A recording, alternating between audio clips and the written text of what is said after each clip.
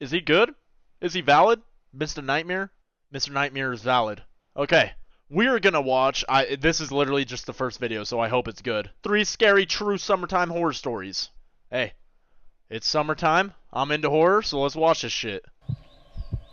Ooh. Alright, story 1. I'm 18 years old, going to be a freshman in college this September. This past July, my friend Miranda held a pool party in our backyard as a sort of graduation party, minus any of her family being around because her parents were away. She often No has the house to parents, herself, lit! so her parents' house is the go-to spot for a lot of hangouts. Project She X. invited like 100 people from our grade. There had to be upwards of 150 people there at the night's peak. Ooh. I was one of the first to show hell. up with my friend Jonah, because we're close with Miranda, so we wanted to help out a little bit. Beer By the pong! time people started showing up, everyone congregated slowly from the kitchen and living room to outside in the backyard by the pool. Some people brought their bathing suits and jumped into the pool. Others just jumped in their underwear. And then of course most others just stood around the pool. She has a huge backyard. At a certain point, so many people were at the party that it was clear as day people were bringing friends from other schools. Because we didn't know everyone there, and Miranda was getting mad because she made it clear she didn't want randoms. Yeah, hell no. I don't care, like, what the occasion is or how many friends I have. I will never host a fucking house party.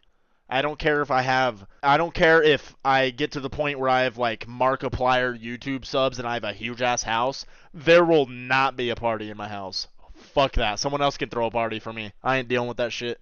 You have more than 150 people over at your house? Wait until the aftermath. Wait until that party's done. Bitch, that's gonna be a lot of cleanup. In fact, unfamiliar Fuck people that. seem to be just barging through the gate, not even accompanied with Wait, what about if MILFs pull up? people from our school or grade. There wasn't much we could do though.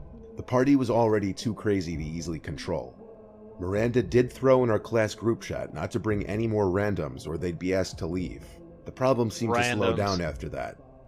At around 1 a.m., police came to the house and had to shut down the party due to multiple complaints from neighbors. So the music was turned off, and 99% of the guests were asked to leave.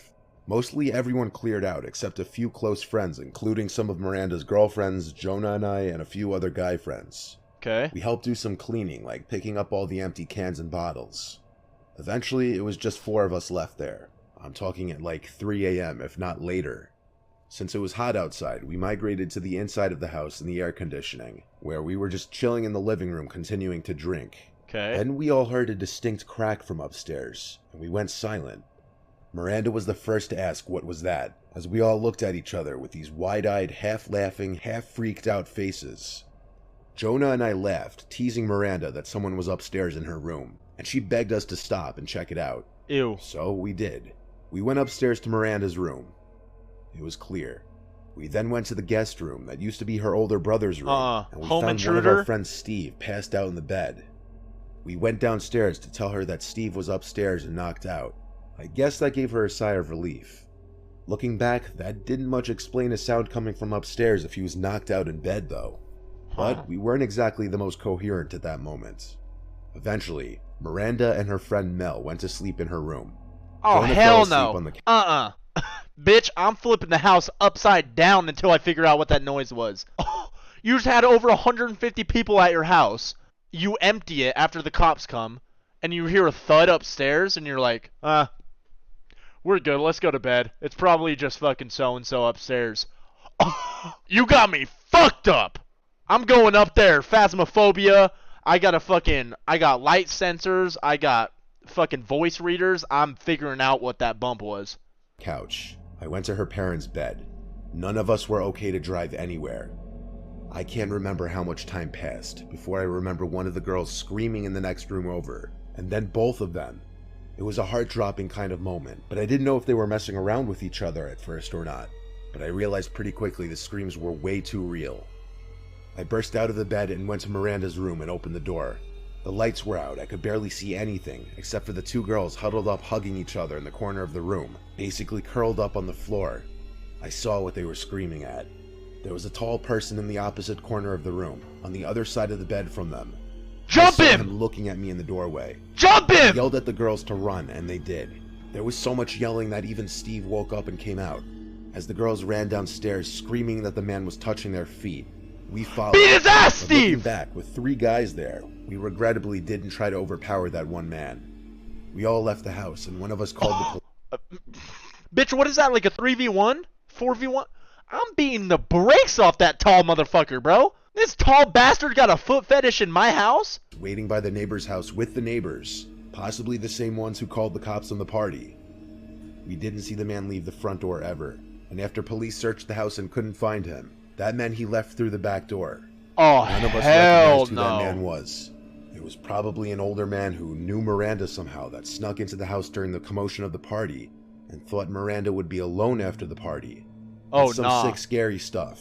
Oh, Whether nah. we could have overpowered him or not, we'll never know, because we don't know if he was armed. True. That's the scariest part about home invasion that scares me the most is, bitch, I could beat the shit out of a home invader, but what if he pulls out a Glock on my shit or like a knife? Bruh, getting stabbed? That's got to be one of the worst ways to go out. Just pulls out a machete on your shit. What are you going to do? What are you going to do then? Fucking Naruto his shit? Do some jutsu? There's a nice, quiet, scenic creek not far from my house. I like to drive my kayak up to it every once in a while on the weekends in the summer. This one particular weekend was one of those weekends. The weather was perfect, sunny and 70s. Oh yeah! I'd kayaked down this creek a bunch of times, and never had I seen anyone else kayaking it. That's part of the reason I like it, because I'm a very reserved person and I like to do things myself, preferably with privacy. Sounds fun. So I set out on the kayak not far from where I parked my car, which is some gravelly dirt parking area right off the road. There was one other car that pulled in a few minutes after I did, which was unusual. I'd never seen any other cars except my own here. 20 minutes into my kayaking, someone came out from the woods ahead of me coming up on the left and approached the edge of the water. He stopped and waved at me and smiled. He put his hands on his hips and greeted me. It seemed he had an expectation for me to stop and chat. I instantly knew I didn't like his smile, but my mother raised me to be polite to everybody, so I stopped paddling and smiled and greeted him back. Yeah, There was an awkward pause where he was just not. In public, I'm treating everyone like they're a serial killer. If someone waves and smiles, smile and wave, boys. You could disrespect the wrong motherfucker, and they could follow your shit home or do some crazy shit. Unthinkable. You never know who's a serial killer, bruh. Nodding his head with his closed lips smile, and I had to break the silence by saying it's a beautiful day out. He nodded his head and said yup, then asked where I'm from. I made something up and said, from up north, just visiting.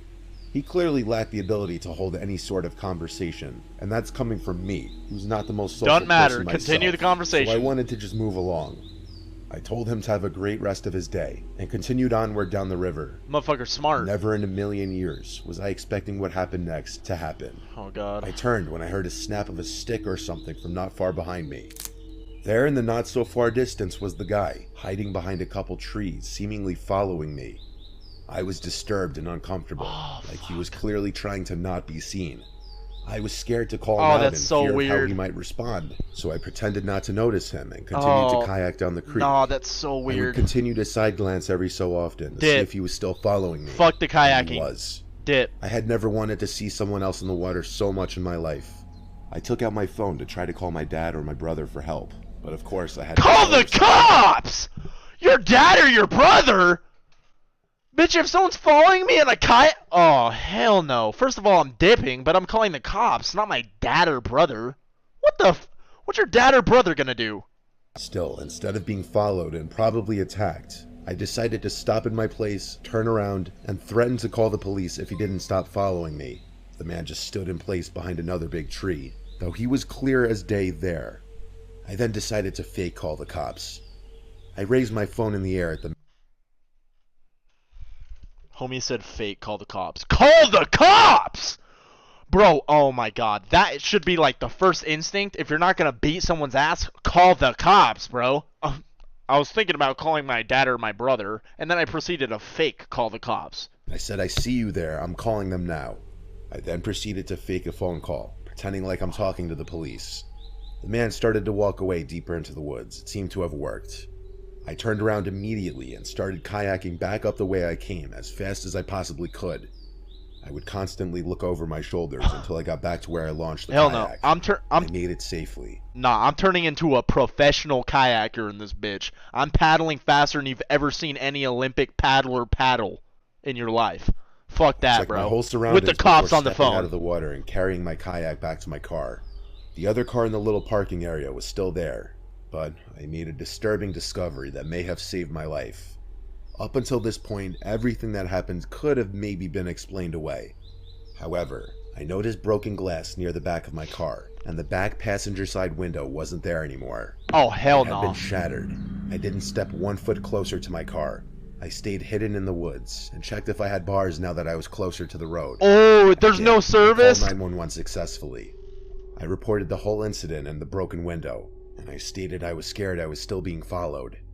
Waiting for the police to arrive felt like the longest, most tense moment of my life. It dragged on far too long, but when they pulled into the dirt area, I finally came out from the woods and waved at them. I pointed to the car, and 2 police officers came out and approached the car where they found him, the man from the woods, waiting in the back seat of my car. Oh, hell no! My car to grab me. It was beyond satisfying to see him arrested. He definitely wasn't smiling anymore. I looked at him, as it almost seemed like he was avoiding looking at me as he was taken to the police car. I'm happy the man was so stupid that he thought I wouldn't notice shattered glass all over the side of my car. Bro. What you're about to hear is something that will sound like it was straight from a horror movie, but it's absolutely true. Every summer, my friends and I go on a camping trip to a new location. It's a tradition we've had for years. One year, we chose a hiking trail in West Glacier, Montana. My friend Luke is a photographer, so he always likes to bring his camera equipment and get lots of nature shots. Aw. Our first day there, the 3 of us did a lot of hiking and exploring, taking in the sights and allowing Luke to get a lot of shots. That first night there, nothing was out of the ordinary. We had 2 tents. Actual footage? I was alone in mine while the other 2 shared theirs. The next day, we did some fishing at a nearby river, and a few other things that aren't really that interesting. Bro, where is this? Chat, where is this? Holy fuck, I'm camping here one day. Look how still the water is. But that second night was where things got weird. The fire had just been put out, and we went to our respective tents. None of us had even fallen asleep yet when we started hearing sounds from out in the woods. It was very clearly a person's voice. Bigfoot? It sounded like an older woman's voice. It kept getting louder and more clear every 10 seconds or so. I called over to my friend's tent right next to mine, asking if they heard that, and they called back saying yes. Someone was out there. The voice got so close and so clear that we could hear her saying hello. Maybe you might think we're bad people for not jumping to help an older woman who may have been stranded in the woods, but that just didn't seem right, and being in the middle of the woods at night, hearing someone calling out hello is... I don't give a fuck about their age, bro. Better back up! We're trying to sleep! Go call the police or get some other help. We ain't helping you, bro. We're trying to camp. Hell nah. Beyond terrifying. I heard footsteps approach the tent, then stop. The voice once again said hello, but it was right outside the tent this time. And now that it was this close, it didn't sound like a woman anymore. It sounded like a man trying to sound like a woman, raising the pitch in his voice. Ew! The person outside my tent suddenly started shaking the tent aggressively, and I freaked Oh, out and screamed, hell "What do you nah." want?" My friend shouted to go away to the person. The shaking then stopped as suddenly as it started, and I heard the footsteps quickly hurry away. I waited a few moments before unzipping my tent and grabbing my sleeping bag to go to my friend's tent. Even those brief 5 seconds outside the tent, I felt like I was going to be grabbed at any moment. I felt safer as I was in the tent with them and not alone anymore. None of us knew what to think, but we all 3 agreed it didn't sound like an actual woman. It sounded like some creepy man pretending to be one to get us to let our guards down. What if it was a The question skinwalker? was, why though? And was he carrying a weapon? Either way, we didn't think it was safe to get up and leave now. We agreed to leave first thing in the morning as soon as the Oh, sun we arrived. slept? We No also shot. agreed that someone would need to stay awake at all times to keep Yeah, watch. yeah, hell so we nah. agreed to take turns sleeping. My friend Matt took the first shift, while Luke and I tried to sleep, which was hard to do after what just happened. Yeah. Especially when we'd keep thinking we were hearing footsteps surrounding the tent. Yeah, fuck a Eventually, shift. though, after many tense hours, I managed to fall asleep out of pure exhaustion. I never woke up until morning time, because apparently Luke fell asleep on his shift, and we were all asleep by that point.